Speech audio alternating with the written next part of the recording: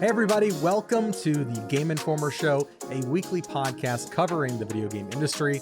Join us every Thursday for a discussion about the latest gaming news, reviews, and exclusive reveals alongside Game Informer staff and special guests from around the industry.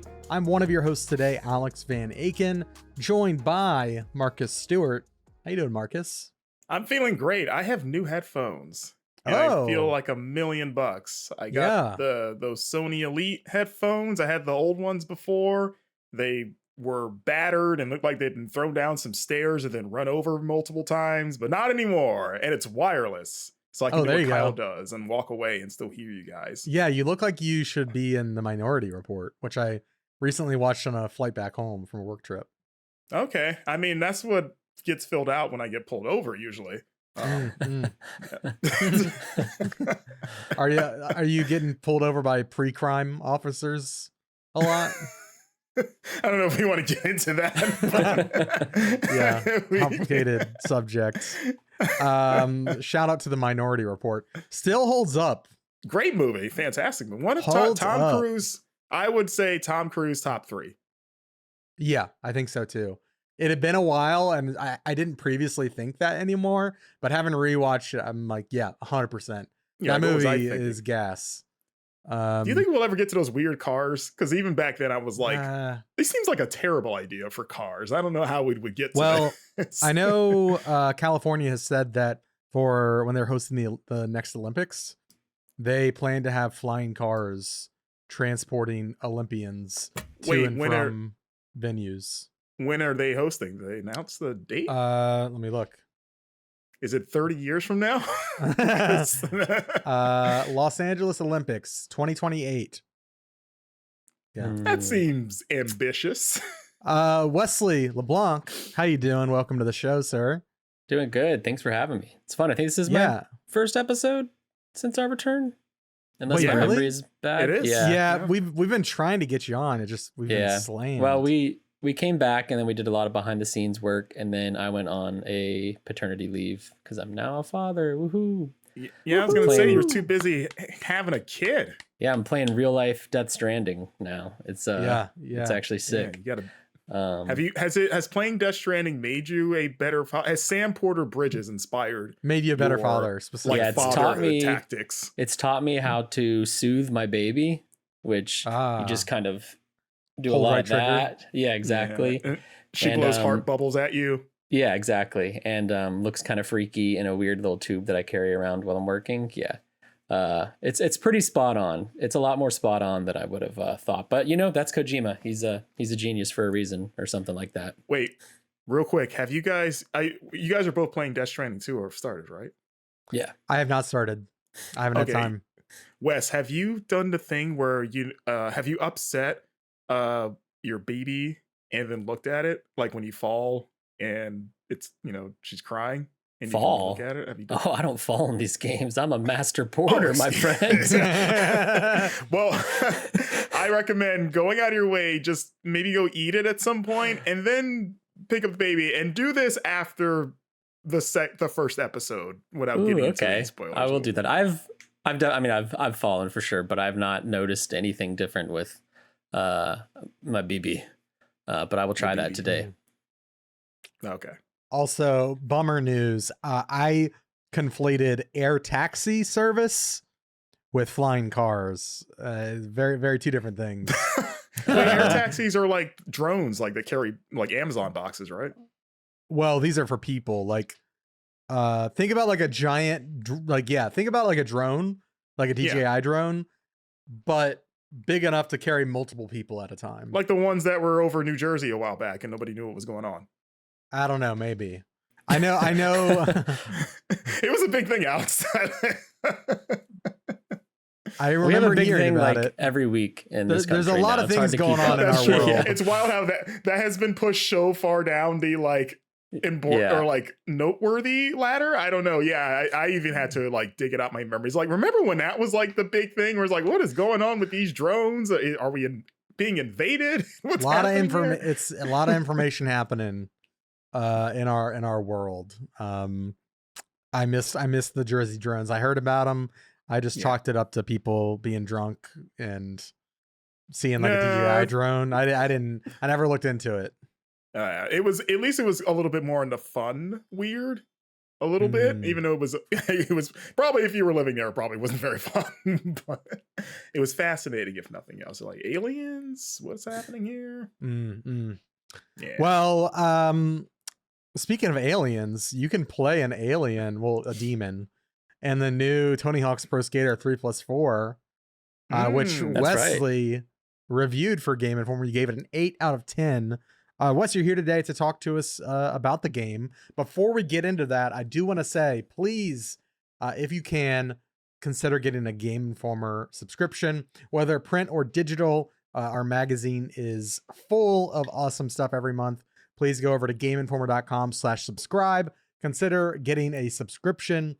You'll get 10 issues a year. We have better paper quality. Oh, I have them in person. Hold on. Oh, audio listeners, Alex has rushed from the camera. He left like a smoke cloud behind. That's how fast he left to get these magazines. Oh, he's back.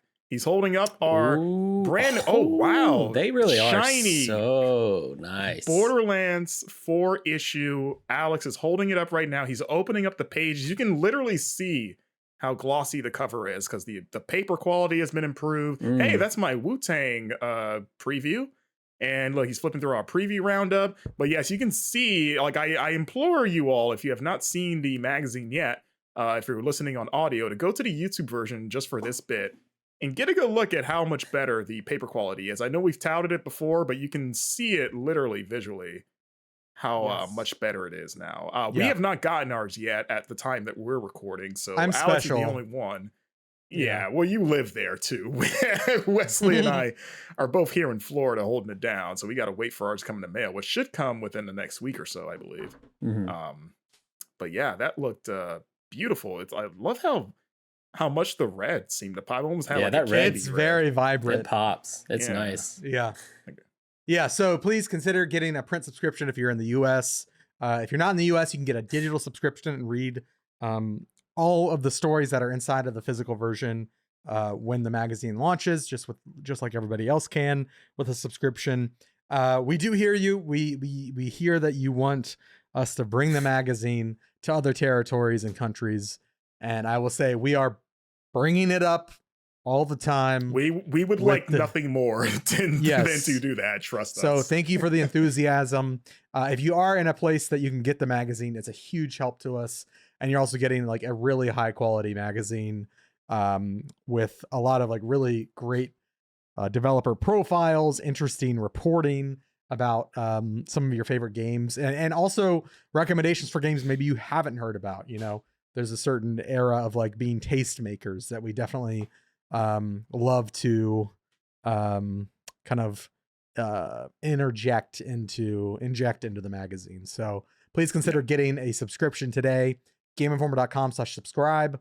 It seems like we've been running some pretty frequent discounts, so I'm gonna hold off from saying whatever price it might be right now, but there's a chance it might be on sale right now and you can go and get one. But even our full price, I think, is really very quite reasonable. And like I said, 10 issues a year, fantastic paper quality, much better than it used to be. You're getting digital access, exclusive articles online, magazine archive access, a whole bunch of stuff. So it's the best way to support the show and to support us. So we appreciate that. But without further ado, Wes, let's get into your Tony Hawk review. Later on in the show, Ash Parrish is going to join us, and we're going to have a great podcast once Wes leaves. But I feel like this is the big game of the week, Wes. We wanted to have you on while we could get you and I like chat about this. Sorry, I like the implication. He said the podcast gets great when Wes leaves. No. I was about to say the same thing. We haven't recorded that part yet, so I don't know what we talk about. Just get through this West stuff, and then it gets good. It's tough. It's tough, listeners. I hate hearing my own voice too. Tony Hawk Pro Skater 3 and 4. I gave it an 8 out of 10, which is a really good score. This is I just want to get it out there because I'm probably going to talk more about my negatives than my positives. Just because of the way these games are packaged together. But I do think it's a great remake package. This is essentially more Tony Hawk's Pro Skater. If you played the 1 and 2 remake package, this is going to feel extremely, extremely familiar. Kind of makes you wonder why they got rid of Vicarious and gave this to another developer. But that's like another op-ed that I'm thinking about writing, because it's a shame what happened with Vicarious. Galaxy? This is Chicago-based Iron Galaxy. They did a great job, but like this is just built on the bones, not even the bones, like the meat, the bones, the everything that Vicarious did. And it just sucks that like that studio is no more. I mean, they got merged into Activision Blizzard, so I hope all of them have jobs still. But yeah, weird situation with all that, and wanted to get that out of the way. But that said, Iron Galaxy did a really good job taking the mantle that Vicarious started with 1 and 2 and bringing 3 and 4 to modern platforms. This is probably one of the most challenging reviews I've had to write, which is really weird because I went into this game and this review process thinking it was going to be like piece of cake, because I know what I was getting into. I know what these games are. I'm very intimately familiar with them. And it didn't seem like it was going to be doing all that much different from 1 and 2. But for whatever reason, it was really challenging. And even Brian, our reviews editor, me and him were going back and forth with edits and stuff, and he really helped shape this piece. Ultimately, I think my first draft of this review was like a review plus 3 opinion pieces I should write about Tony Hawk as a series. And we kind of trimmed it down to be more focused on what the product is rather than what I wanted. But which is all to say, I'm really proud of this review, but it's a strange one. So Tony Hawk Pro Skater 3 is everything you know and love about Tony Hawk Pro Skater 3 from back in 2001. It feels just as good as your rose-tinted glasses thought it did. It looks even better. The NPCs still look really ridiculous and have crazy ragdoll physics that are fun and charming to look at. The levels are great. They didn't really make any changes there. So like if you like Tony Hawk Pro Skater 1 and 2, you're going to love 3. And if you're like a lot of people around our age, 3 might end up being your favorite. For me, however, though, back in the day, 4 was my favorite. And that's because 4 was the first venture into what the series would later become. So for context, my all-time favorite Tony Hawk game is American Wasteland. For me, really? Yeah, for me, skate culture, skateboarding, and I used to be a huge skater. I've broken both arms skateboarding. I used to spend all my weekends skateboarding at local parks. I'm in Jacksonville. We have Kona. That's a level in Tony Hawk Pro Skater 4. Like I lived and breathed skateboarding growing up. And I'm sorry, did you break both arms at the same time? No, two different times. Breaks? 2 different times. Okay, because I was going to ask if it was like what happened. Really lame stories. It was basically just like if you're going really fast on a skateboard, a tiny little pebble can ruin your day, and that's exactly what happened. I screamed loud enough that my sister heard me from inside the house and came running out, and I was like down the street. It was a clean break, bone coming out of the skin.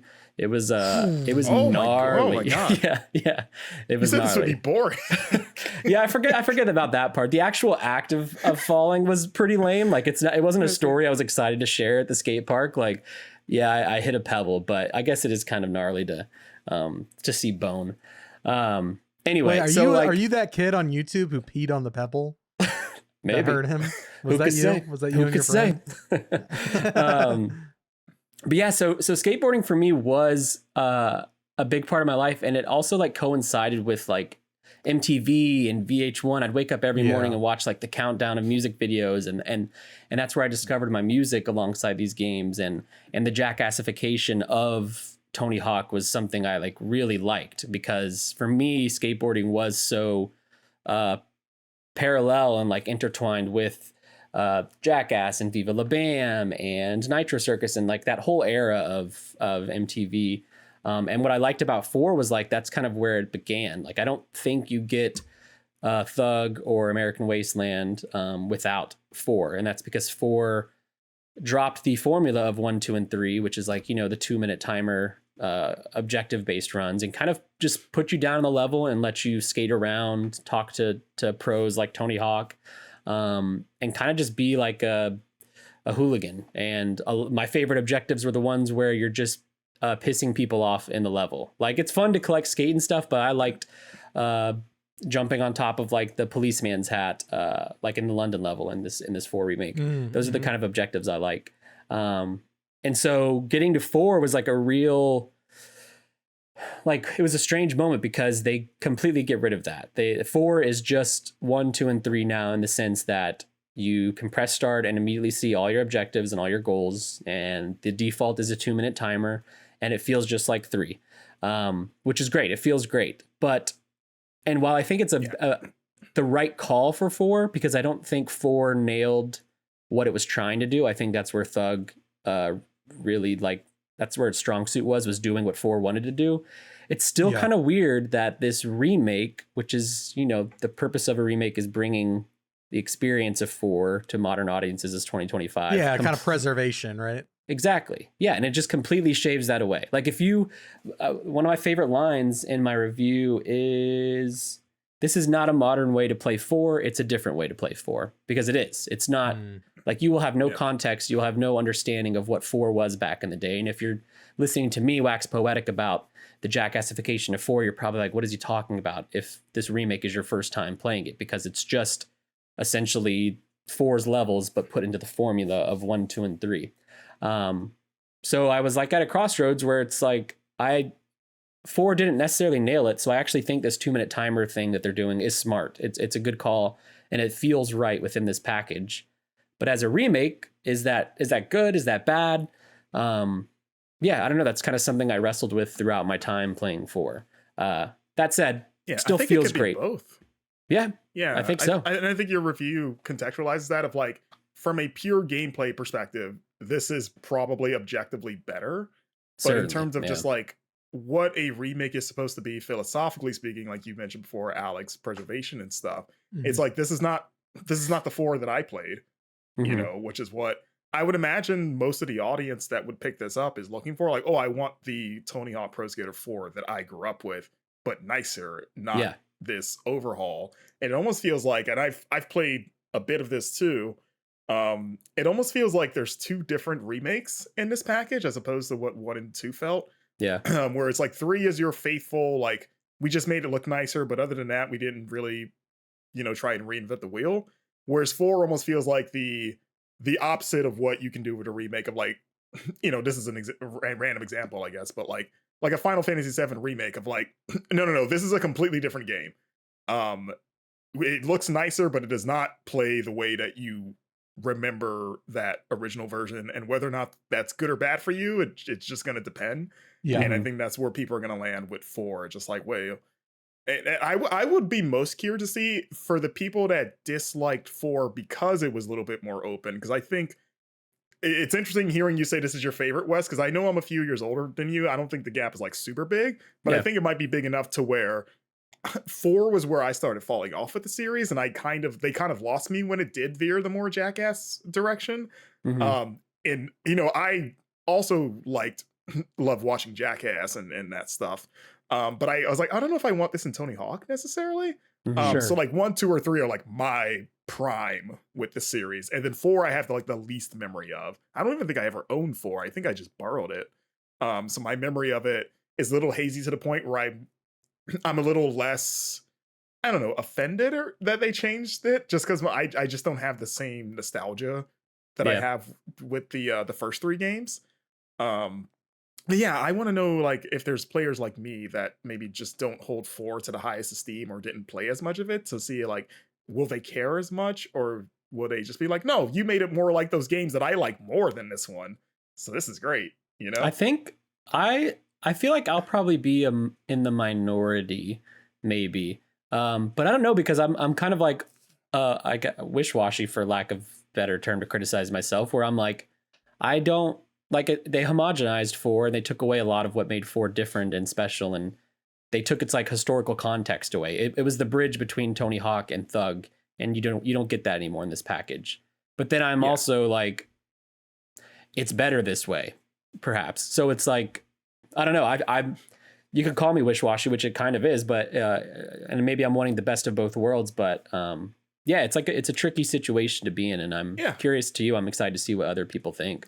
Yeah, I think everybody on Game Informer staff do generally regard you as wishy-washy, so that That tracks, I think. The Pokemon, right?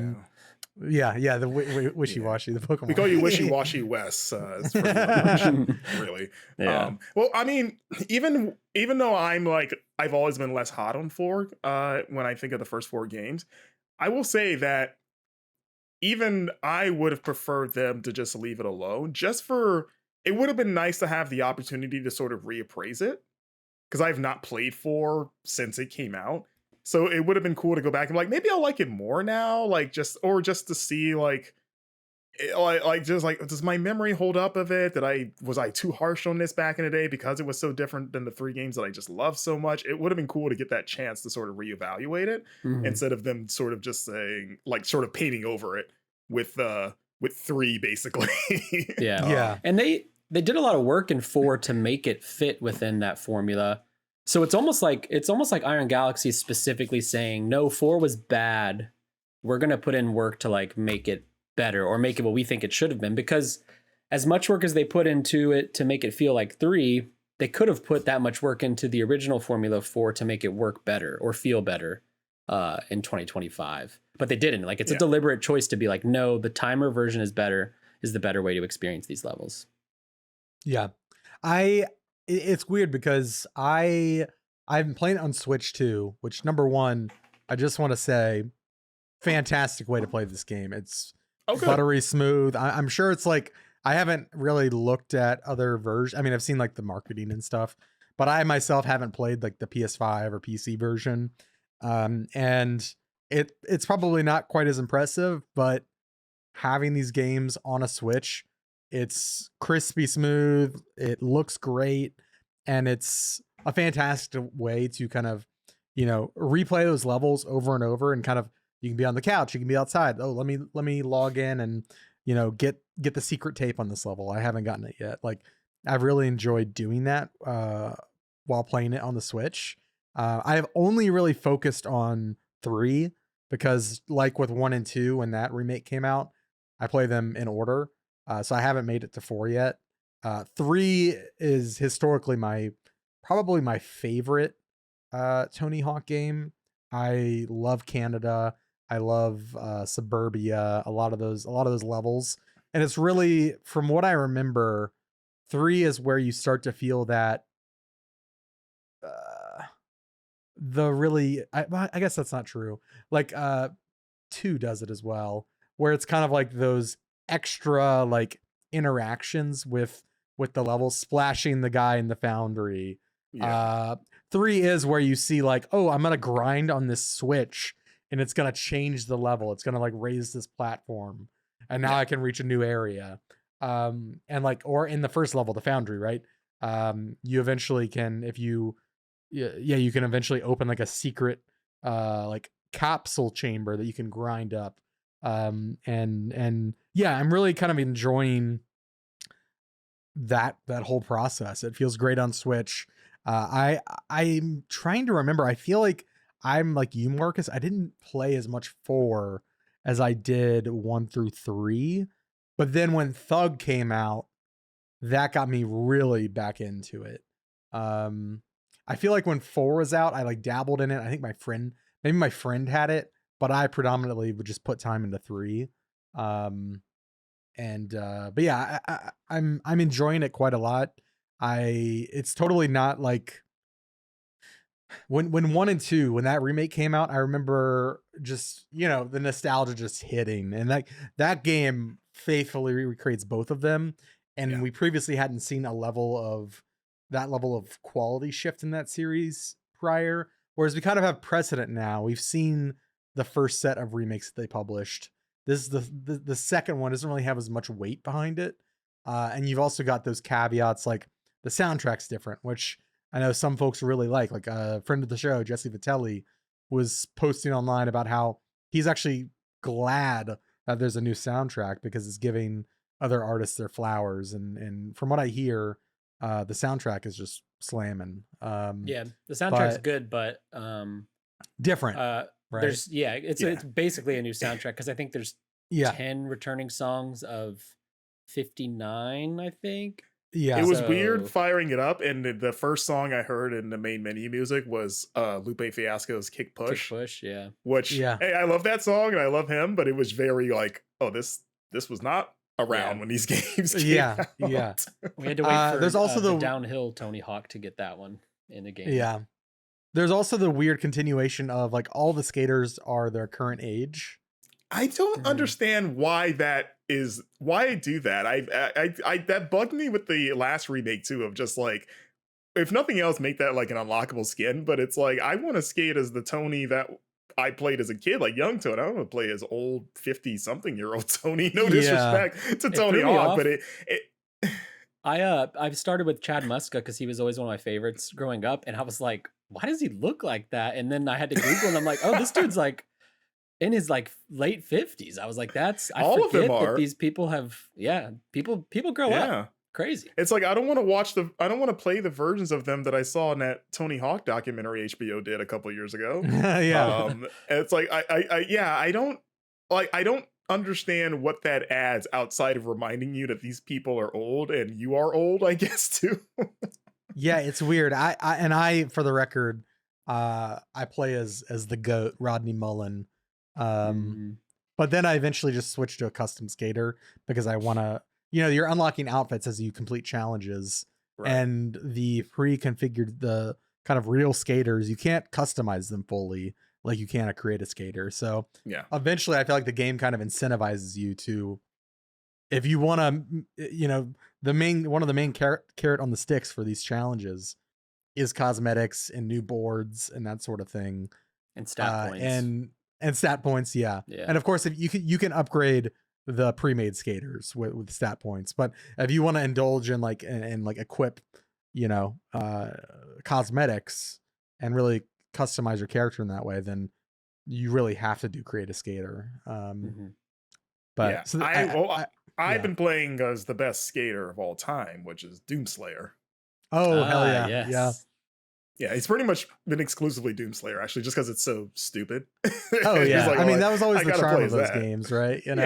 I did notice in the store, I noticed you can unlock Michelangelo from TMNT.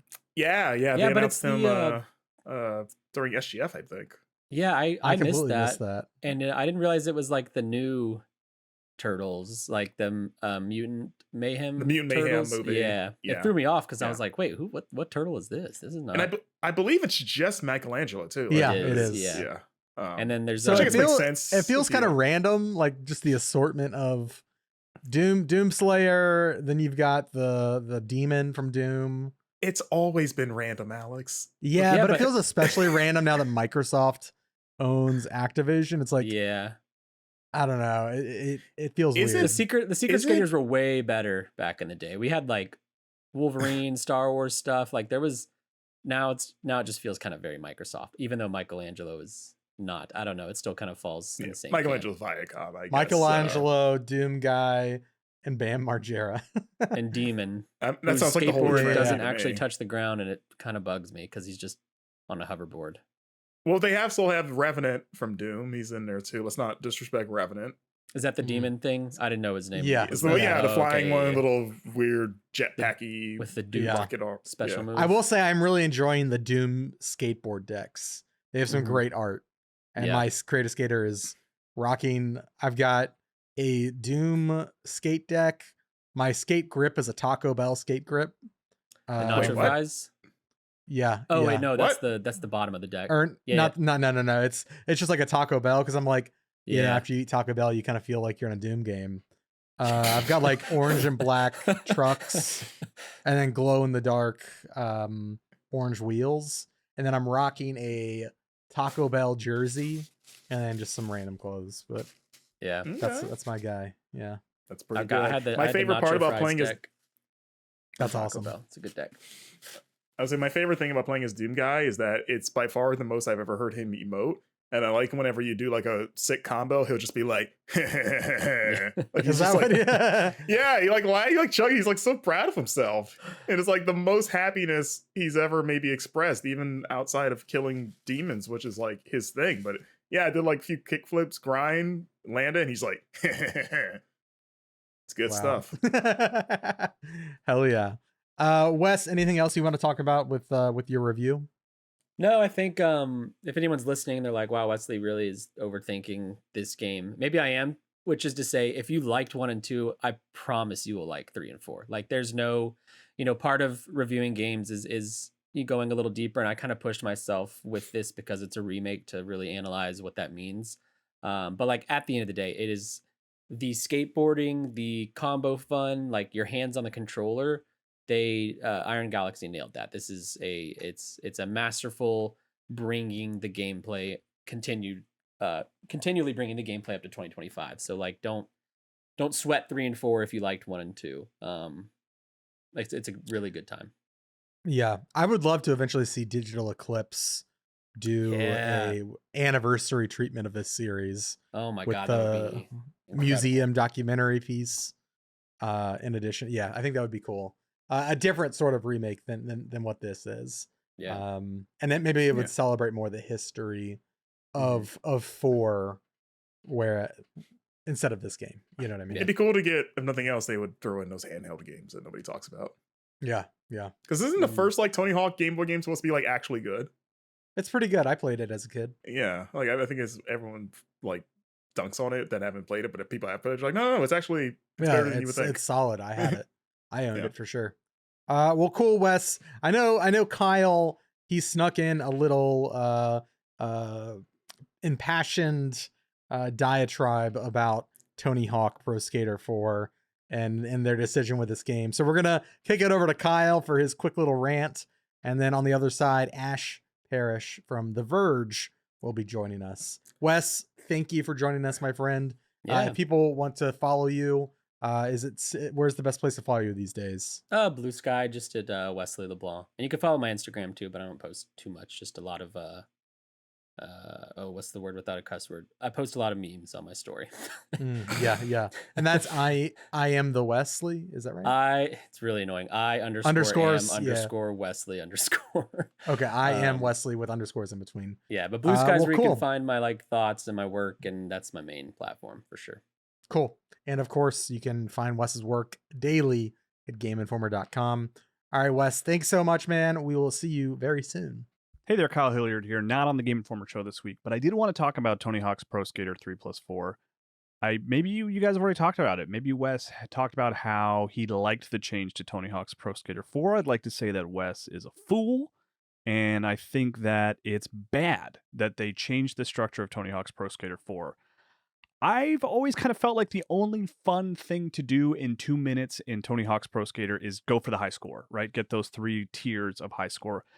Everything else I don't like doing in 2 minutes. I don't want to look for skate letters. I don't want to explore. I don't like that limitation. It's unnecessarily stressful. I always felt that way about the Tony Hawk games. I loved them. I played the first 3 in a weird order, and I had a great time with them, but it always felt like an unnecessary restraint to have it be 2-minute chunks. And then Tony Hawk's Pro Skater 4 did away with that, and as a result, it was my favorite.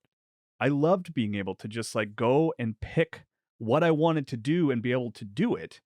And also, you don't have to leave, right? It's kind of like Super Mario 64 where you get kicked out of the level for finding a star. Let me stay in there and keep having fun and doing things. And I felt like Tony Hawk's Pro Skater 4 finally figured that out. And it let you kind of take the game at your own pace. And obviously, there were still challenges like do this in a certain amount of time, which is still fun. But you could engage those without having to leave the level.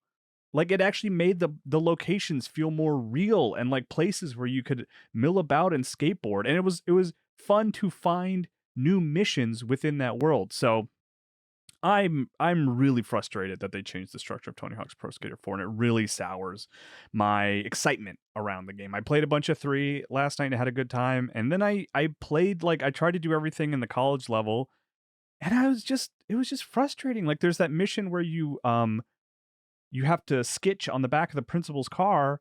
And if you're playing, the original version of the game, you find the principal and then the car is looping around the level the whole time. And you can try to do it if you want. If you fail, you just, wait for the car to come back around and do it again. But now with this new structure, you start the level, you have to make your way to the principal, which, takes, I know it doesn't take a lot of time, but it takes like 20, 30 seconds. So then there's all that time lost. And then you have to watch the cutscene of the car running away. And then you have to sketch on the car. And if you fail, because it is a challenging mission, then you just have to start over. You just have to leave the level, go back in, go find the principal. It's dumb. I really am bummed that they didn't just maintain the structure of Tony Hawk's Pro Skater 4, but on the things that are really important, the way the game feels, the way it looks, the way it sounds, those things are good. But yeah, I really want them to look at that again. I honestly, I don't know. I'm assuming it would be too much for an update to do that, but man, I wish they would add a mode where you could play Tony Hawk 4 in the way it was designed to be played. Those levels are generally larger than the games that came before it because they were designed that way to let you explore them. So I don't like that it's structured this way. I don't like it. And if they do decide to remake Tony Hawk's Underground 1 and 2, which, borrowed more from the structure of 4, I hope that they recognize that that's an important part of it and that it should stay that way. Anyway, I'm still enjoying it. I'm still going to play more of it, but it makes me really sad that it doesn't have the 4 structure. Okay, goodbye. Welcome back, everybody, to the Game Informer Show. We are joined by a very special guest, video game reporter at The Verge, Ash Parrish. How are you? Welcome to the show. Hey, thanks for having me. Yeah, thanks for coming on. If people aren't familiar with your work, can you tell us a little bit about what you do and your coverage of the games industry? So I am the video game reporter at The Verge. I cover basically everything that you guys cover at Game Informer. All the business, all the news, all the horny stuff that goes on in video games. That's what I do. There's a lot of it. That's a blind spot for Game Informer. Oh yeah, the all the we gotta horny create stuff. a tab for that on the website. Horny. Yeah, we're working on it. Yeah, we'll get caught up to speed here soon. Well, thanks for joining us, Ash. I think today we're going to be taking a look at talking through some of the Microsoft layoffs and studio closures, game cancellations. It's really big news this week. We'll cover that for listeners. I think you're going to kind of mention some summer games done quick news. I'm excited to talk about that because Yes. I don't know if listeners are aware that takes place in Minneapolis, at least the summer version. So very cool. I think I'm probably going to try to go down to the event tomorrow night maybe, but also going to be talking about some Peak and Missile Command Delta with Marcus. But actually, speaking of you, Marcus, do you want to kind of kick off this Microsoft news and kind of like guide us through what's been going on with Microsoft if people are out of the loop? And by the way, real quick, just real quick, I'm here too because I wasn't in the first segment, right? Oh my God, you weren't. You weren't supposed to be on today. I'm so sorry. Yeah, Kyle Hilliard. That's all. I just didn't want my voice to pop up and be like, "What's going on here?" You're here. I'm just another guy. Actually, I think the way the edit's gonna go is you interrupt the last segment, so it'll work. So I shouldn't have introduced myself. I shouldn't have interrupted the flow. No, well, maybe I'll. Jump scare moment. Ash, this is not how it usually goes. We're usually right. It's usually way perfect. smoother. Sure. Yeah. That is Kyle Hilliard, executive editor at Game Informer, joining us. Thank you. Marcus, you want to kind of kick this conversation off for us? Yeah, so I'll do sort of as succinctly as I can, sort of the rundown of everything that happened. This would have been last week, Wednesday, I should say. I think we had already recorded the GI show when this was happening. We had, yeah. So yeah, basically Microsoft laid off a little over 9,000 people globally, and a significant number of those people were from the Xbox division. And just sort of to run down the list of all the casualties, maybe the biggest one is the shutdown of the Initiative, which was their internal studio that they opened in 2018 and were working on that Perfect Dark reboot. That studio is no more, and that game has been canceled even after that big showcase they did for it last year at the Xbox. That game may or may not have actually existed based on some of the things that I've heard from other reporters. That too. Yes.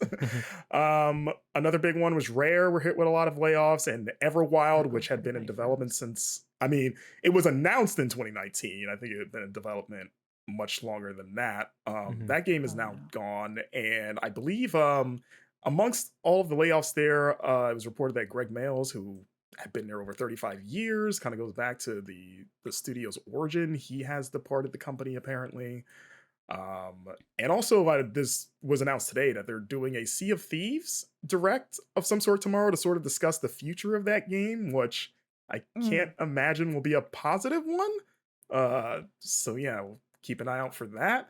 Well, I mean, they've probably been planning this for a while, right? The Sea of Thieves thing, right? It's not like they decided to do it this week or anything. This sounds like this was sudden. The wording in that announcement was sort of like, we would like to give an update about the future. It wasn't like celebratory, like, hey, we got some Sea of Thieves up there. It was more like, we need to have a conversation. We should talk. Okay, all right. So I have a question. Yes. If Xbox keeps firing all the people who make the games, how does Xbox make games? Well, I don't know if you heard, Ash, but Matt Booty says Xbox still has over 40 games still in active development. Have you not heard? It's just all on Double Fine. Just Double Fine has to do every single one. I would say they're all There's Obsidian, that very damning clip of Matt Booty at Double Fine telling all of the wonderful creatives there that they now own all of their prototypes. I don't know if you all have seen that clip before from the Double Fine documentary. Yeah, that's from and you see the look on the folks' faces of just it's absurdity. And Microsoft does a fantastic job of just suffocating the creative juice out of their workforce. I know many people who work currently at a Microsoft, recently acquired studio that are, the vibes have just totally shifted internally, I have heard, on multiple fronts, and it's sad to see. Can we talk a little bit about how, during this announcement, Phil Spencer was like praising to the sun, like, Xbox has never been as strong as it's been before. Now we've got all these good things going on, and hey, all of you responsible for that no longer have jobs. Like, what is going on here? This seems like a death spiral, honestly. Like, it's going to create this continuing knock-on effect where these games either are getting canceled, these studios are closing, games are getting delayed, where you just push this out further and further and further. And it's like, what do you have to show for it? Like, you can't put anything on Game Pass if you've got no damn games that you're developing, right? Like, what is happening? Yeah. I was going to say, I wish I could say I was done, but I still have quite a list to go through. I know another big one that was very surprising to me is Turn 10, which is the studio that makes the Forza Motorsport games, which has always been kind of positioned as one of the pillars. Which they've announced is going to have another entry next year as part of their 2026. Is it Motorsport or is it Horizon? It's Motorsport, but I imagine those teams still, even though they are separate, I think they probably help out with each other more than you would think. I mean, I need to look at it because it was reported initially that they had lost about 70 people, which apparently accounted for about 50% of the staff. But then it came out later that at least some of the employees there that were affected were saying that the studio was being closed. Like, apparently the layoffs were larger than they thought, and that there was wording that the Motorsport series is more or less dead, and that the Horizon series is kind of the big focus now, because that last Forza Motorsport that came out, what was that, last year? I was looking, it's 2023 was when the last one came out, which was just called Forza Motorsport. And that had been in development for ever, if you guys remember. Because there was 2 Horizon games that came out in the span between that one and the last one. So I think we're still waiting on confirmation about if that is actually true, but that was sort of the most recent update I saw was someone there was saying no, it's worse here than you think. We're more or less done. Halo Studios got hit. I think the number seems to be 5 people, but the vibes there are apparently not super great either for more than one reason. On the ZeniMax side, they had an unannounced MMO called Project Blackbird that was canceled. On the Activision side, King, which, if you may remember, King was sort of cited as the reason that Microsoft bought Activision Blizzard, of no, we really want these guys. Call of Duty is cool, but we really want the cash these guys. Cow. Yeah. They wanted the mobile money. Mobile money printer. Well, they're losing 10% of their staff, which is apparently about 200 jobs, as well as several of the Call of Duty support studios like Raven, Sledgehammer Games, High Moon have been impacted. Blizzard was impacted. probably one of the weirder ones is the Romero Games stuff. The studio I was just owned by rereading the statement. Yeah. Yeah, so it's a studio owned by John and Brenda Romero. You might know formerly of id Software. John Romero, one of the creators of Doom. Apparently, they were working on a new first-person shooter that was being funded by Microsoft, and that funding has since been pulled. Kind of the initial reporting that went around was that the studio was getting shut down and everyone was laid off, but then they came out about a day later with a statement saying, no, we're still alive, and we have other publishers actively interested in funding this project that we have not announced yet. So that still hasn't really clarified how many or if anyone has been let go. They just sort of said that they were reassessing their staffing situation. They also mentioned that in that statement that they were addressing the team that day. Yeah. And kind of, I took it to mean that those folks had not yet been let go. And they were kind of assessing their options. Also, is that studio owned by Microsoft? I mean, what's it's no? Because they're funded, funded, not. Right? No. They were just being funded. Oh, okay. Yeah, I believe it'd be technically like second party. Okay, that's confusing. I believe. Yeah, we'll have to look into that to see if we can get. But that's why they can be cut off and also still be open, because it's not Microsoft's decision ultimately about what happens to the studio, just what happens to the money they're giving the studio. I think. Yeah, that sounds about right. And yeah, to your point earlier, Ash, about Phil's statement about everything's good. This all comes after, Microsoft boasted a revenue of over $245 billion last year, which was a 16% increase over their 2023 revenue. So when you see that, you're like, oh, that's good, right? We're doing all right. And yeah, not even just that. Revenue is just the money you come in that comes in. Yeah. That's not the same as profit, the money you have made after you've paid all of your expenses. Even with $200+ billion in revenue, they still have, I think what it was maybe $26 billion in pure profit. And think about how much $26 billion could fund or keep going.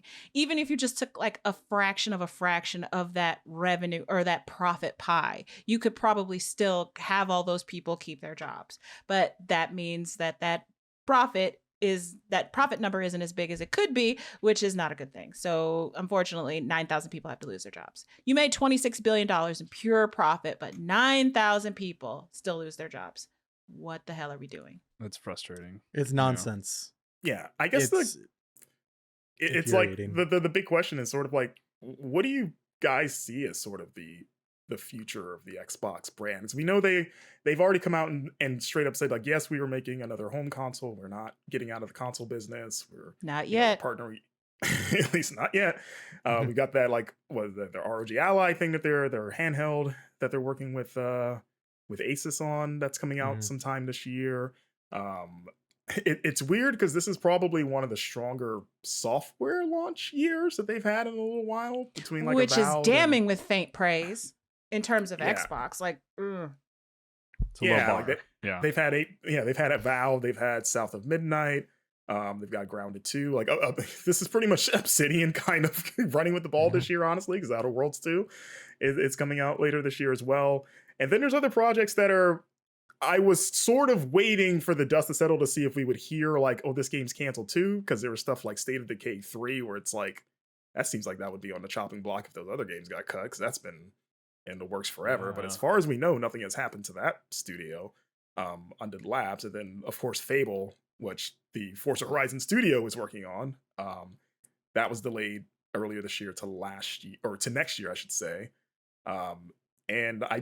And what else is happening? I mean, I know Double Finest Keeper that they're working on. That's supposed to come out this year.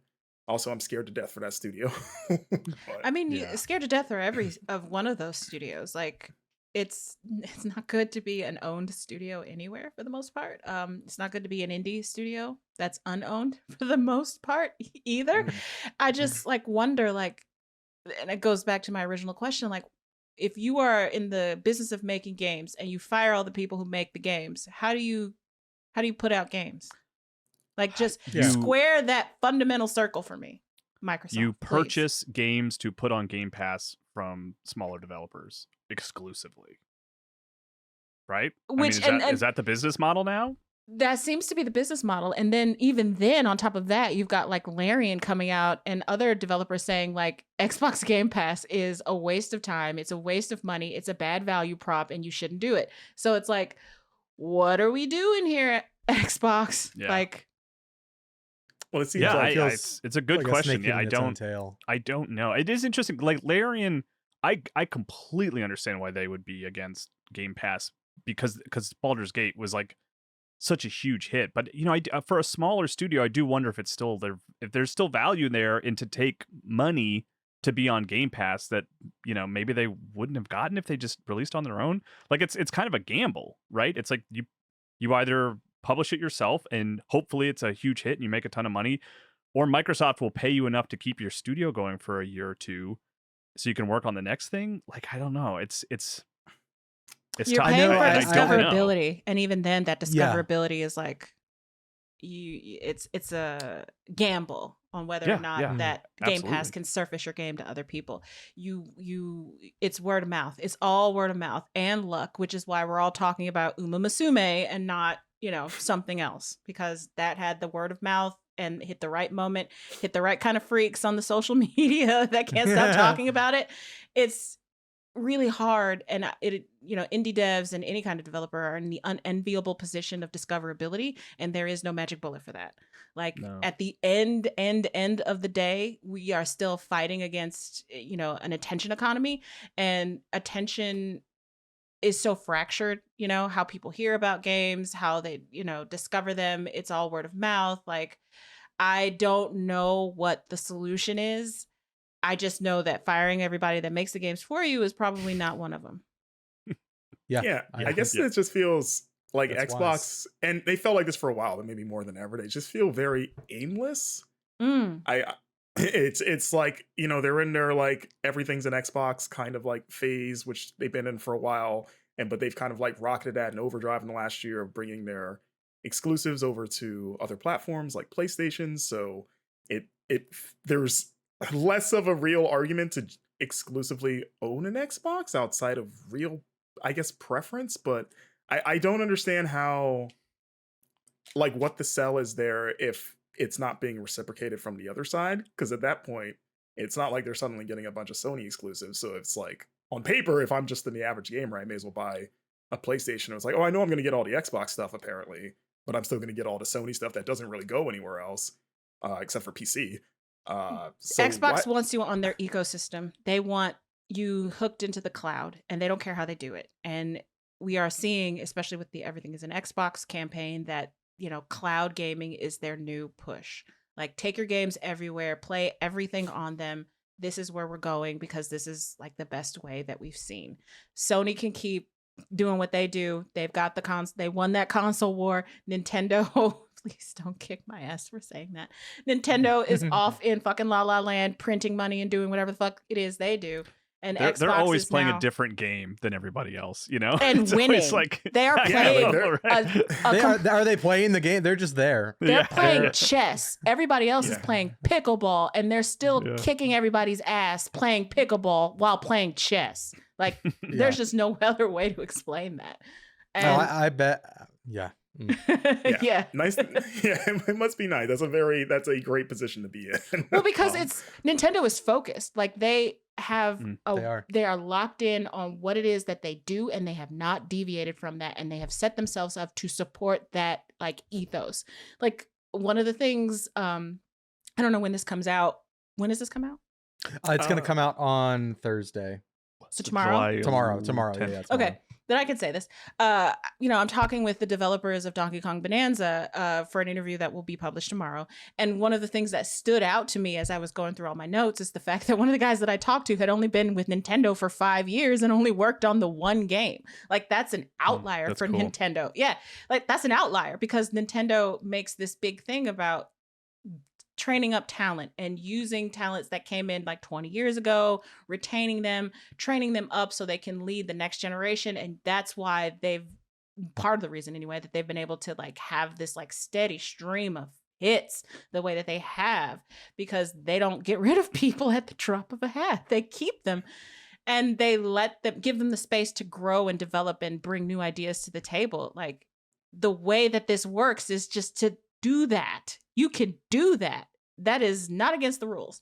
And it's worked so well for Nintendo, at least. And I just have no idea why that other developers don't like work some kind of similar thing out for it.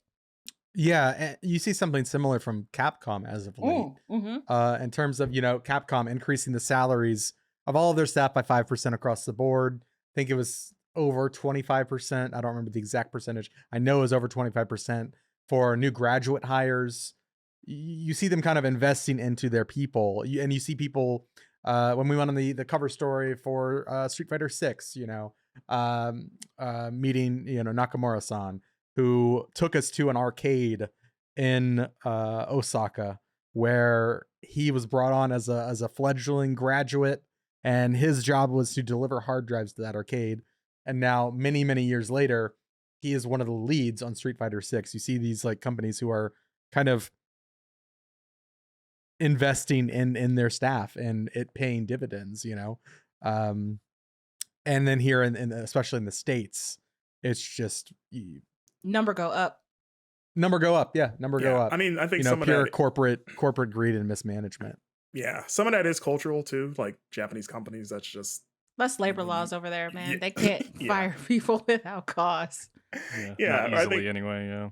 Yeah, when you're kind of like, if you work somewhere, you're kind of expected to just stay there forever, basically. Like it's you don't really hear about people leaving or getting fired the same way you do in the West. But yeah, it's weird. It's just a weird time for Xbox, an upsetting time. I don't understand what the end game is exactly. Like I don't understand what the charts they're looking at, what like the arrows pointing us like this is where we want to get to, of like we want to be number one at blank. Like I don't know what that is for them. Is it just cloud technology? Is it just the Xbox app on every smartphone? Yeah, is it software? Is it hardware? Is it are they trying to do everything at once and none at all? I don't know. And the weird thing is, I mean, you mentioned the ROG Ally X, or the Xbox Ally X rather, which I got to go hands on with. If folks want to hear our thoughts on it, go to our first episode back, or our Summer Game Fest episode rather. But they've got that where they're kind of like stamping that with the Xbox brand, right? It's a little more integrated into the ecosystem. Xbox just sent me for consideration, coverage consideration the other day, an Xbox branded Meta Quest headset, and it works great. It's a Meta Quest 3S, I think, and it's purely just like a reskin, but it looks like an Xbox. It's got on the controllers, it's got the Xbox iconography, and the main thing that they're pushing is if you open the box up, it comes with an Xbox controller and 3 months of Game Pass. Did they send you the new Xbox console? But you can't play that on Xbox, right? Like, yeah, they have an Xbox app on the Meta Quest store for you to go and use the cloud gaming. Okay, so you can cloudify games that are not natively supposed to be VR? Yeah, and also who has a Meta Quest? Who has a Meta Quest that doesn't have a smartphone or a desktop or any one of these other avenues for using the Xbox Cloud? It's just really strange. Do you guys remember when this was like they've been partnered with back when it was Oculus, right? For Oculus for a while, and they had the first Rift, they partnered with them to let you play Xbox games, and they showed it on stage, and everyone literally laughed. Because it was just like it was like yeah, you can play Xbox games on your VR headset, and it was just like showed you in VR playing it on a flat screen, and everyone literally laughed, and Phil Spencer had to walk out on stage and kind of be like, "Well, guess you guys didn't love that." I don't remember exactly what he said, but it is just you guys don't have phones. It's just what even it's not. It was even beyond that. It was just like I don't want to play like a flat screen. I don't want to play a pancake game in VR. Like, you know what I mean? It's like you're playing a lower resolution version of it. You know, I don't know. But at the time, it was kind of treated as a joke. And I mean, the Quest 3 has a better screen, but like it's still like pales in comparison to probably just any standard, even a 1080p TV in your house. The one they picked was the 3S, which has worse resolution than the 3. Okay. That actually reminded me I need to plug it in and charge it for a preview I gotta do. So thanks, Alex. Yeah, no worries. Yeah, just very strange behavior across the board, and yeah, it's kind of mind boggling. But I do just want to say, like, if you're listening, where Game Informer is certainly sending our condolences to folks affected. It's not your fault. It's the fault of this mismanaged corporate behemoth that we might be able to has relate. too much money for its own good. Yeah, we might be able to relate. just a little bit. Who knows? And yeah, you all are doing great work, and I hope you land on your feet. I think it's worth noting Spencer did say that they were working to try to like replace people within Microsoft. People are free to reapply for other positions that may or may not be open. Hopefully enough people are able to sort of just transition to another role and keep employment of some form, Yeah, y'all got 9,000 job openings, right? God. Yeah. I do remember them saying that. So hopefully some people can find can be buoyed by that, but regardless, yeah, it's not good. Yeah. I think one of the things that is like responsible for precipitating this like decline of Xbox is, I think I saw it on social media, is that Xbox is like, the budget for Xbox is a rounding error for the overall Microsoft business in a way that it's not the same for Sony.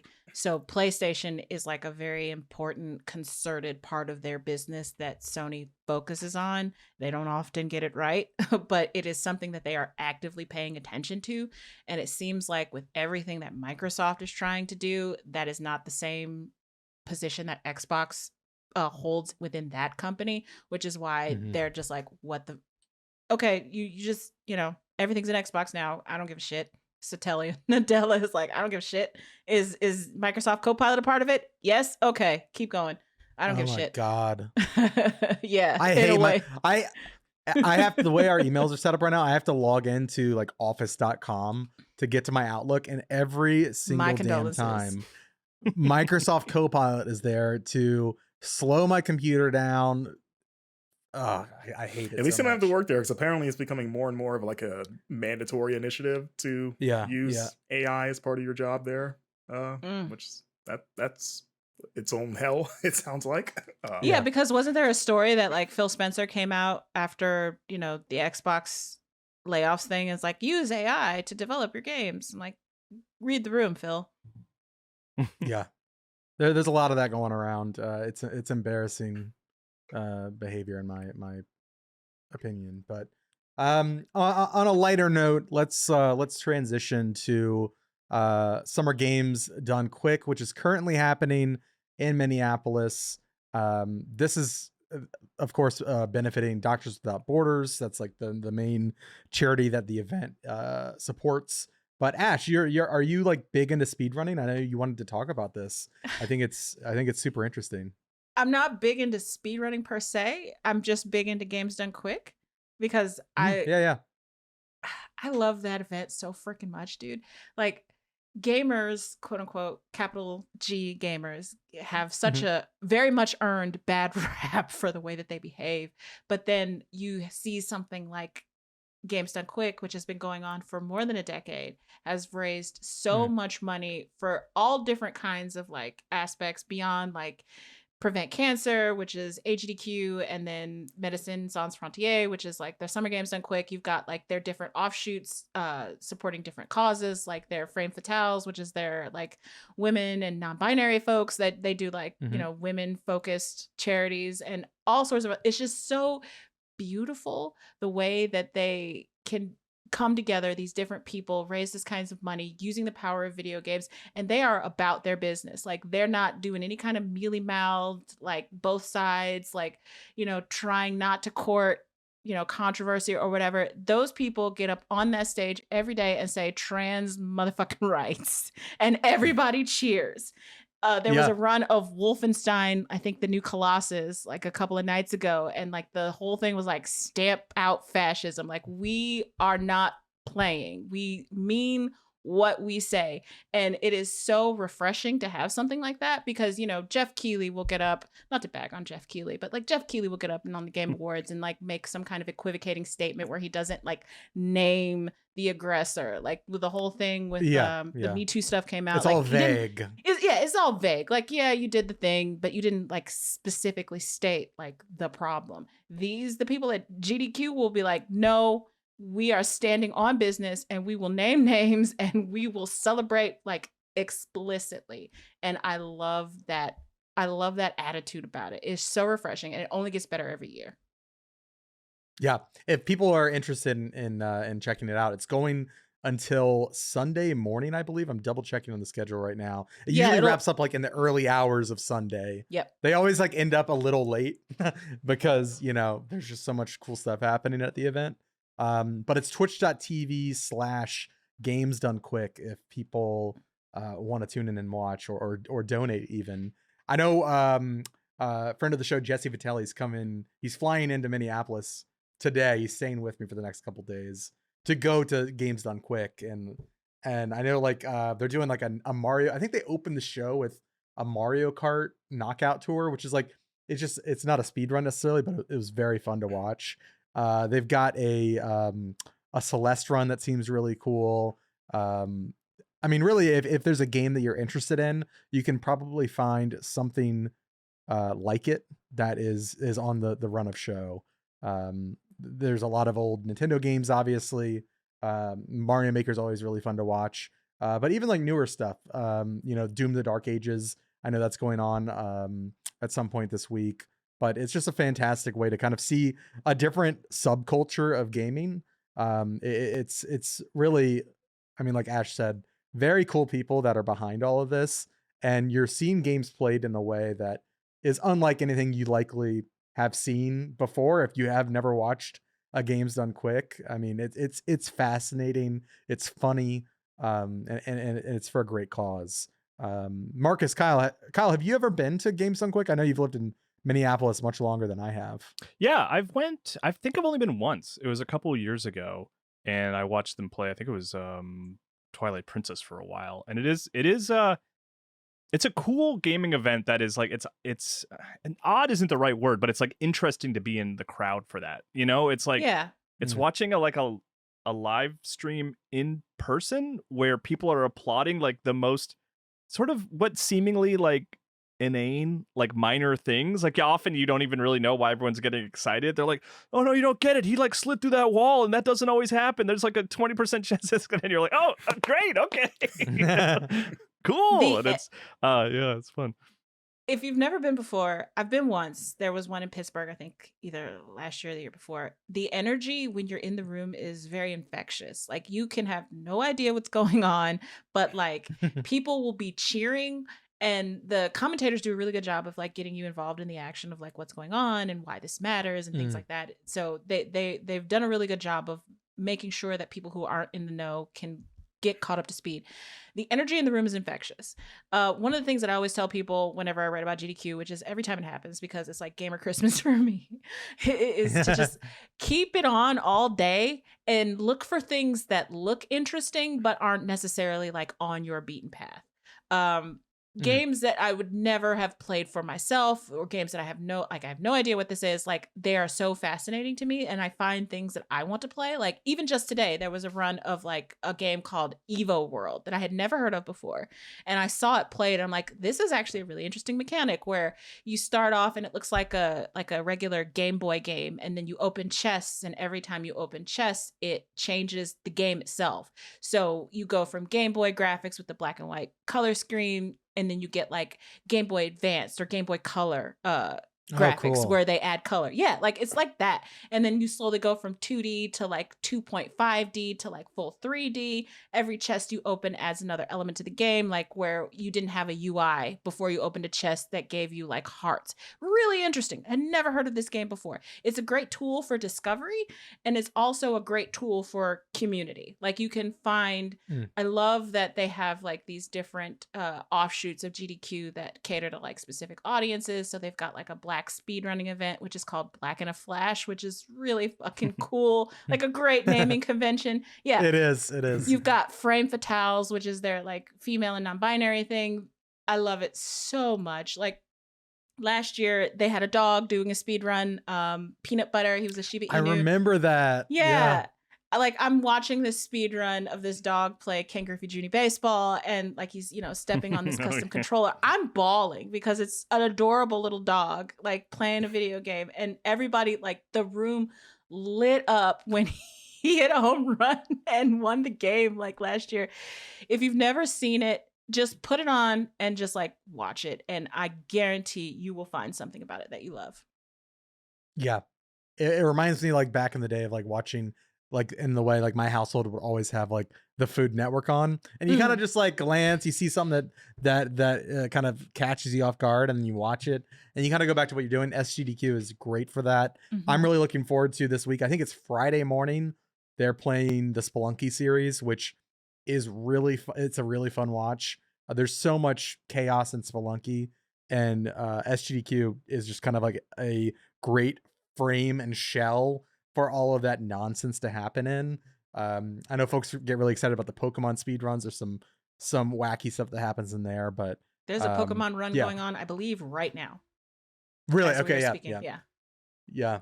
So highly recommend if you have. I've only been watching SGDQ for only a few years. I was kind of a latecomer to it, and it's like Ash said, it's certainly worth kind of bookmarking every year. It's awesome.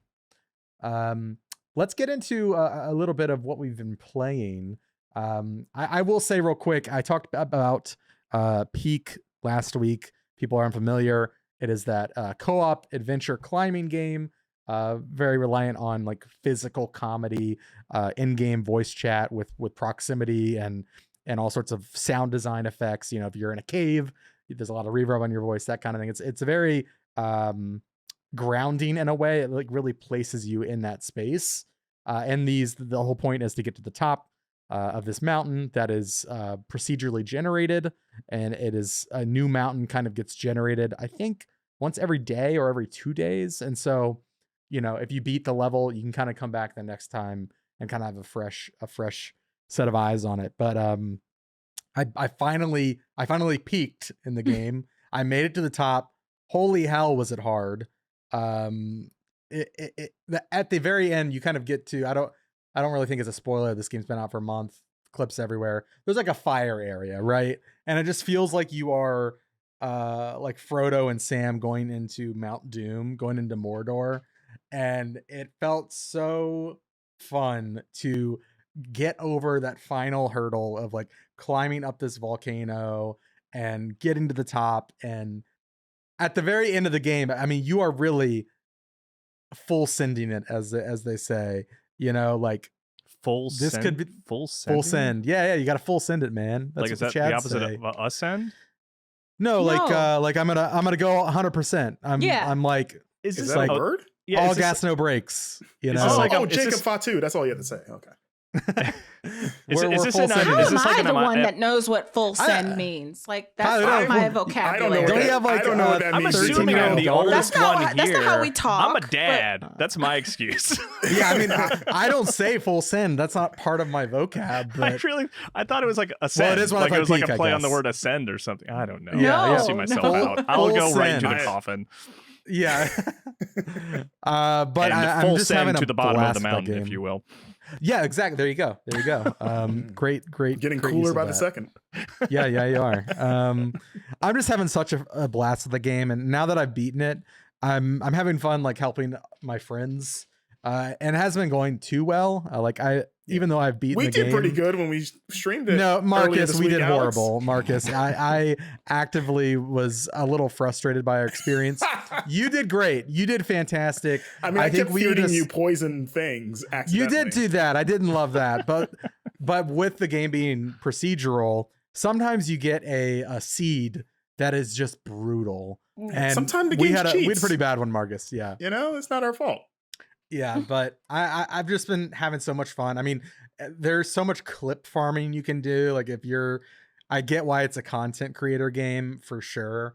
it's so funny. Like I was playing last night, and on one hand, half of the Discord call is talking about like Trader Joe's grocery items, and then if you're watching the game, another person is like hitting somebody that's climbing a mountain with a blow dart, and like watching them fall off the map, and it's a ton of fun. And I think especially with everything going on, like it's nice to have a game that is just playful, and it kind of gives you the tools, and it's sort of like a sandbox, I guess.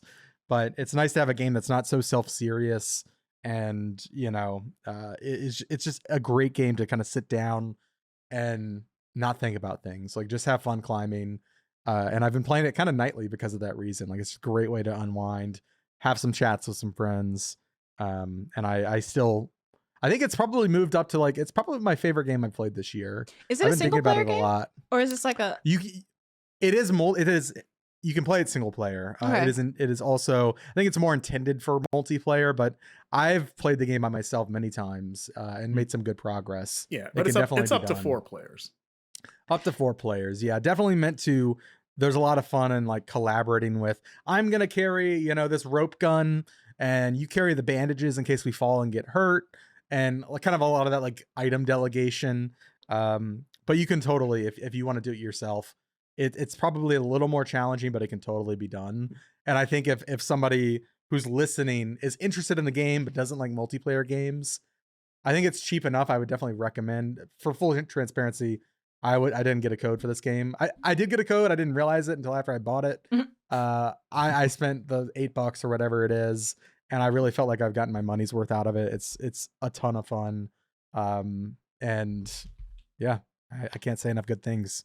I think I heard somewhere that like proximity chat, like the kind that you get in Peak and what you will get in like Big Walk from House is like the new extraction shooter. Like that's the thing that people are focusing on right now. Yeah, like content warning, and then what was the other? There's the other one. Repo yeah, like Lethal Company and those kinds of games. Lethal Company. Yeah. It's like that's all kind of a new genre. I would put Peak in that genre.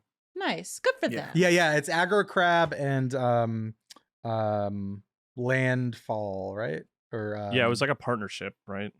Yeah, I know they're like joint studio venture. They're calling it Land Crab. And it's a development team of 7 people, I believe, from both of those studios.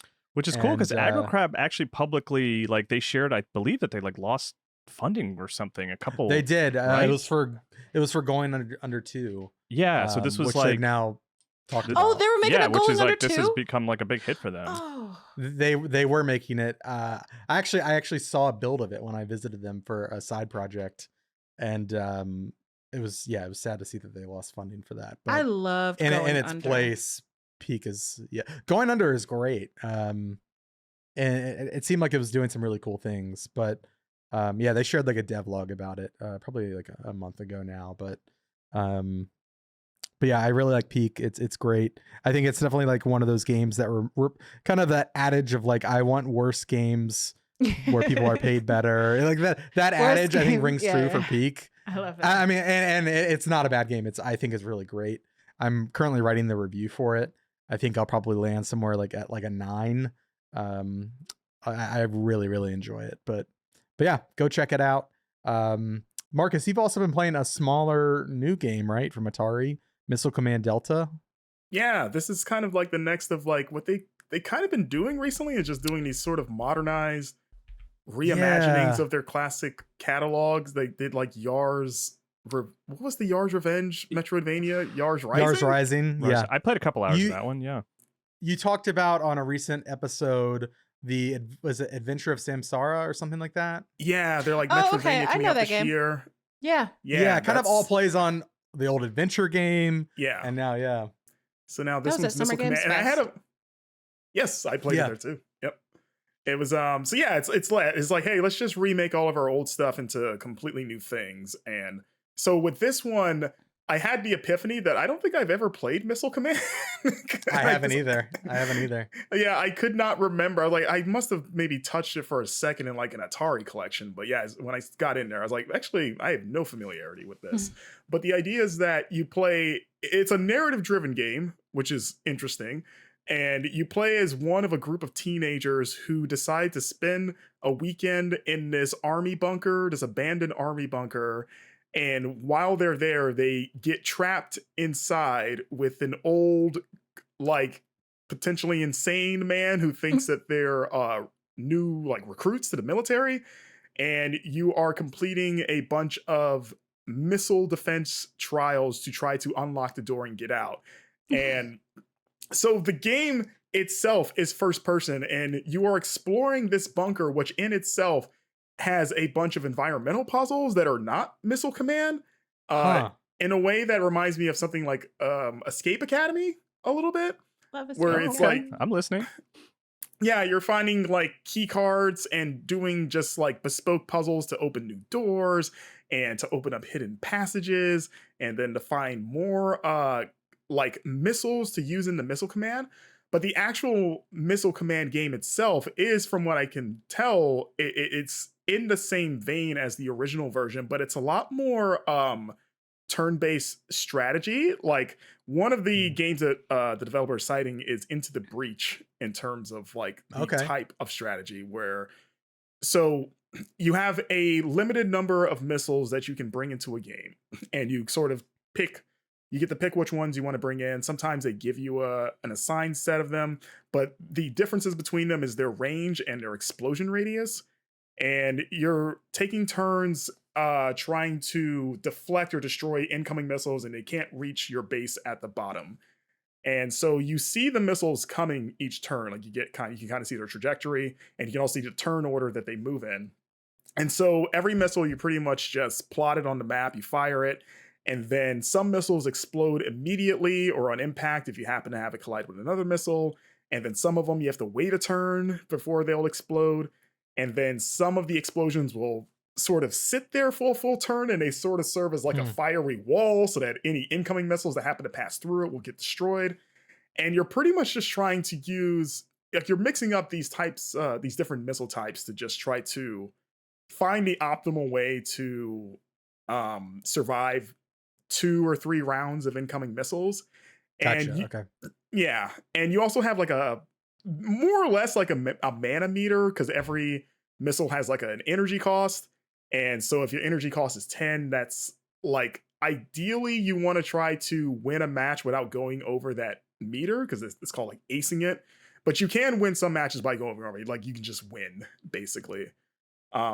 It's pretty, like, it works pretty well, and it's enjoyable enough, but I think that it's also presentation wise pretty bland. Like, it's not the most exciting interface to stare at for what can be pretty long sessions of working your way through multiple waves. And it's got the sort of thing that I can get annoyed with is when you fail, which sometimes it's not always clear when you're going to fail. Like, you might just miss a missile and it's like, oh, this one slipped through, and you know, if you get hit once, you're dead. Like, none of them can slip through at all. You have to start the entire round over, or in some cases, multiple rounds over. There's certain God. And it's a lot like building a house of cards and having one card pulled and having to reassemble that house of cards, because you have to carefully plot out like everything kind of matters in terms of like where you put things and when. So if you slip up once, then you kind of have to remember like, okay, I steps 1 through 3 were good, but I messed up on step 4. So I have to remember which missiles I picked that got me to this point, and then try and maybe pick a different missile to maybe correct what I did wrong or did wrong. And so that when you're kind of doing them back to back to back, it can get really frustrating, especially since for some reason the game asks you to ace all of the terminals more often than not, where it seemed like acing it in like doing it within the energy constrictions, that seemed like that was like a bonus objective of like, oh, you did like S-rank, you know, you don't have to progress, but you can if you want. But at least I have not finished the game, but most of the objectives so far have been like, no, you have to ace this to continue. And it's like, so why is it even an option to just go willy-nilly and just win, basically? Because I would rather just win and move on. I'd have nothing to prove. Sometimes that's a weird choice. Yeah, eventually you can get like shields too, which is kind of where I'm at. You can put down shields to sort of block your bases, which can also like deflect missiles on their own.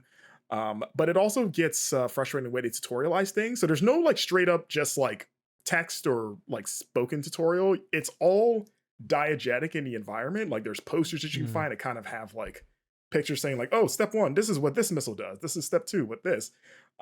Which I wouldn't mind as much for the environmental puzzles, but for like the main gameplay loop of the missile command stuff is, I think, a big problem because they don't always communicate exactly what you need to do or how to do it. It just shows you a picture of like a missile exploding and you're like, I don't know what missile that is though. Like I've been stuck on a shield exercise for a long time because it showed me a function that I do not have, and I don't know if the game expects me to have this yet because it's showing me a picture of something I've never seen before. And so it's like, can you just tell me what that is? Because it also didn't tutorialize that there are additional sort of like modes that you can put the shields down is. Like you can reposition the shields to go higher or lower than they are, but they never actually tell you that. And I only accidentally discovered it by hitting the D-pad by mistake. And it's like, oh, I can move my shields. Why would I think I could do that? Yeah. It's like this. When you're in the middle of these exercises, can you step away from the console? You can go and look at those things, those like environmental. Not without quitting out. Like you would have to redo it. You can quit any time, but you can't just like pause it. And so if there's a missile in this exercise that you don't recognize, you can't pause it and go and look at the board to see what kind of missile it is to then inform. Okay, huh? Yeah, you would have That's to a choice. Start over or finish it and then see what happens there. So yeah, that's weird.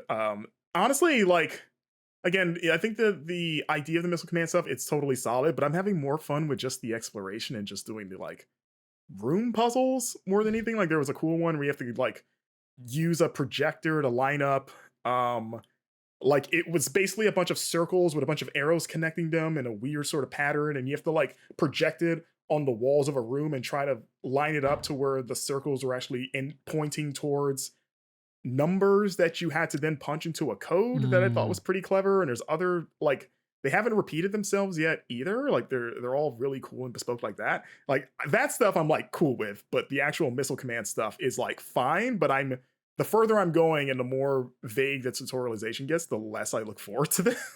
Yeah.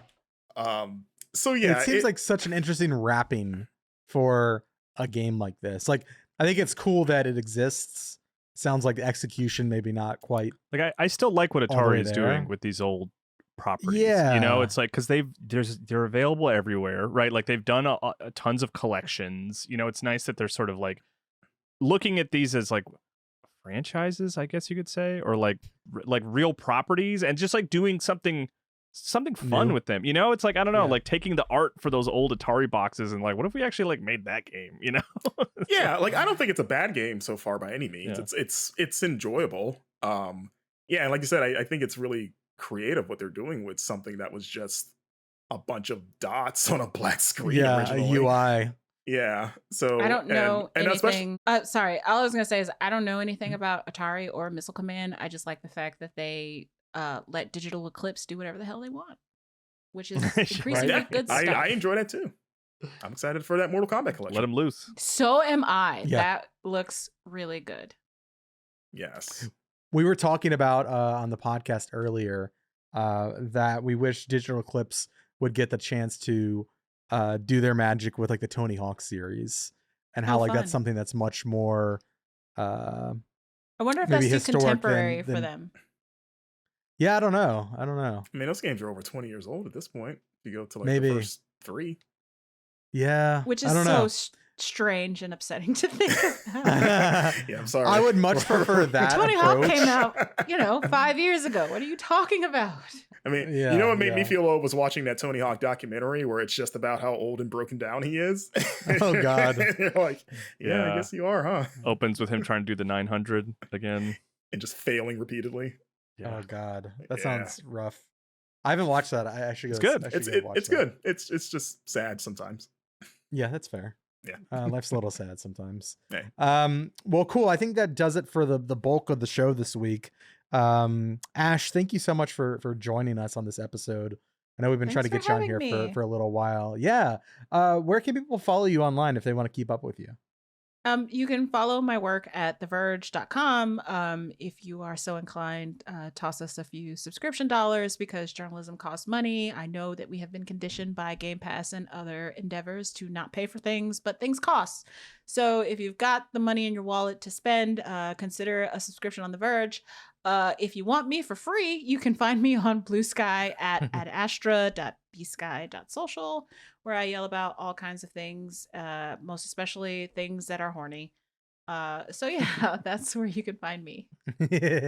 Awesome. Marcus, you can of course find him at Marcus Stewart 7 on Blue Sky. Nowhere else. That's his only social media. Exclusive of course, GameInformer.com. Yeah, exactly. You got the exclusive. Kyle, you can follow at Kyle M. Hilliard online, or at Kyle Hilliard on Blue Sky. And you can find me at It's Van Aken most places. And of course, follow Game Informer at Game Informer Magazine on Instagram and at Game Informer pretty much everywhere else. Best way you can support the show is sharing it with a friend. Second best way you can support it is by getting a Game Informer magazine subscription. And that is the best way to support us as a whole. Similar to what Ash said about The Verge, journalism, it's not free, it's not cheap. We need the support from folks to stay alive. So please consider supporting The Verge, consider supporting Game Informer. First issues of the magazine should be arriving for subscribers this week, I believe, right? They should, yep. I've got it in hand. It's awesome. I think I showed it off a little. Okay, fine. Here. Yes. I will say the second that time we've done this. Oh, is it? Okay. I was never allowed to have a video game magazine subscription when I was a kid. And one of the things that I did, one of the things that I did was get a Game Informer subscription when you guys were doing your Game Informer subscription push, like when you were owned by the other guys. And so now that I know, so now that I know that there's still like a print version of that coming out now, I will definitely subscribe so I can get more of that because that was fun. Thank you. Well, it's a better magazine now. My dog does better cover. He likes to chew on it though, because I had my cats like to chew on them. You can't. These are not disposable things. Don't put them in your bathroom. Keep them forever. Don't give them to I do your keep dog. them forever. Like I kept them at the bottom of my coffee table where you're supposed to keep magazines. Perfect. And the Veilguard Well, you know what? subscription. The dog paper liked to chew on that quality, one. the magazine paper is much improved, so it might be a little bit more dog proof. That's true. Truly, we want. If you get it in the mail, like we're asking a favor, like send us pictures of the magazine, right? And we'll probably share a bunch of them and stuff like that. But Ash, if you have a great picture of your dog going to town on an issue of Game Informer, like send us I that. wish I did because I definitely he has chewed the shit out of the Last of Us issue and the Veilguard issue. Like it's bad. It's funny. That's funny. Well, cool. That's gonna do it for the show this week. Thank you all for listening. Once again, Ash, thanks for joining us. And we'll catch you next Thursday, everybody. Have a good week. Stay safe, and we'll talk to you then. Bye.